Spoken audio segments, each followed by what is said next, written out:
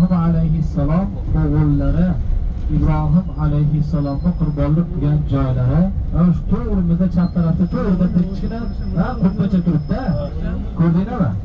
Chap tarafimizda kichkinagina bir tosh, uchli tosh turibdi. Demak, ana shu joyda ibrohim alayhissalom o'g'illari ismoil alayhissalomni ana shu joyda qurbonlik uchun oyoqlariga qo'llarini bog'lab ana shu joyda o'g'illarni qurbonlik qilaman deb turganlarida ana Jabroil alayhissalom jannatda nima chiqdilar? Joy ham chiqdilar. Demak, ana shunda shayton alayhissalomni nima qildi?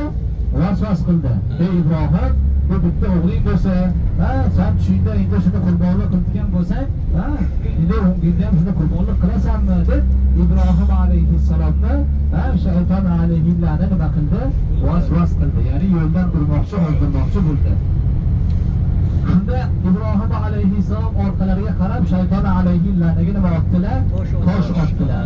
Ana shu jabarot hozir ko'ramiz. Demak, ana shu joyda har bitta ziyoratchilarimiz ana shu shaytonga tosh otishadi. Demak, bu joy jabarot deb nomlanadi.